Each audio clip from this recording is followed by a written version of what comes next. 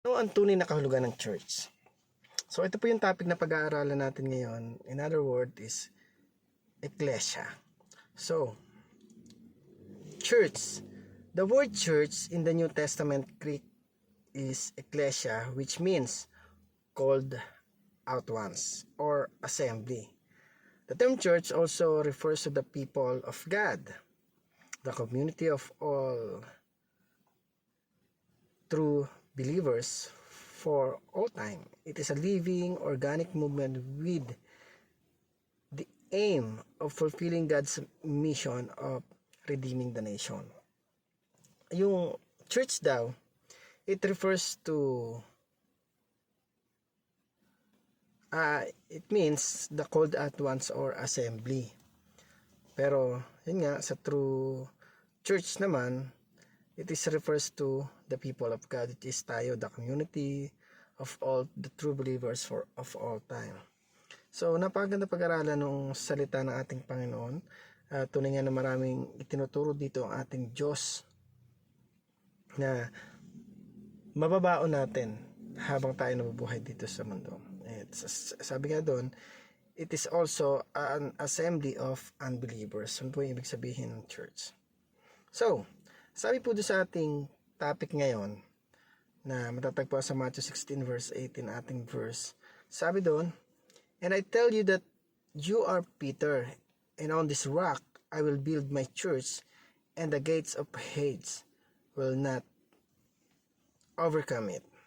So, sabi doon sa ating unang katuruan, the church is the people of God, not a sect, religion, or building. So, napakalinaw nito. Lately ko na lang din nalaman ano ba yung ibig sabihin ng church. Sino ba yung church? And doon ko na-realize na a church is the people of God. It is not hindi ito isang sekta o relihiyon o isang building. Kasi dati ang alam ko pag sinabing church, di ba, alam natin church, simbahan. Pero ito pala yung mga pagtitipon ng mga true believers, which is tayo yun.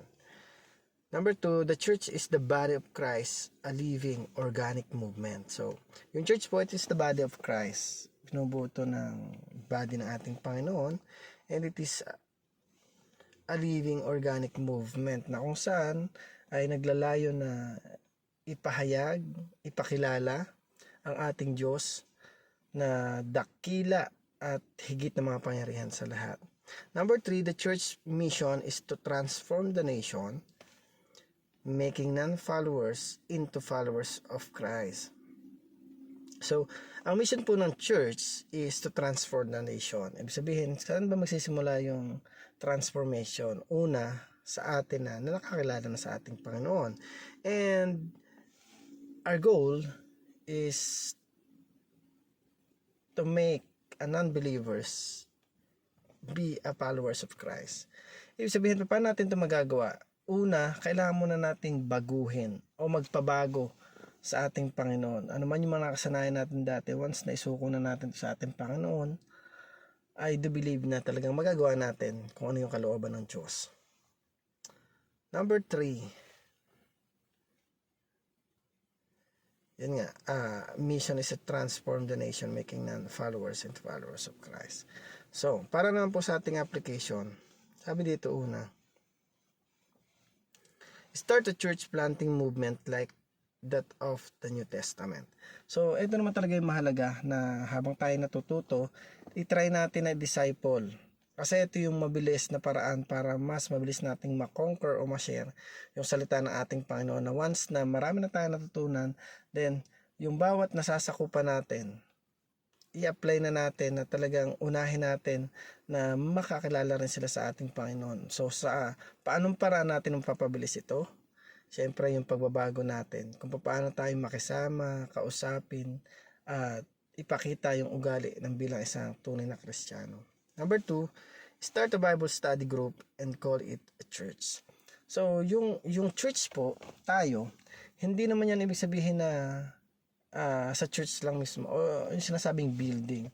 Pwede yan sa bahay nyo, pwede yan kahit sa school pa nga yan, basta Sabi nga ay you create a Bible study with a group, matatawag na yung church. At napakahalaga sa atin na meron tayong iisang layunin o goal. Yun ay maparangalan ng ating Panginoon. Pangatlo, start pursuing your highest potential as a servant of Christ. So, wag nating hayaan na masayang pa yung mga pagkakataon na dumating sa buhay ng bawat sa atin.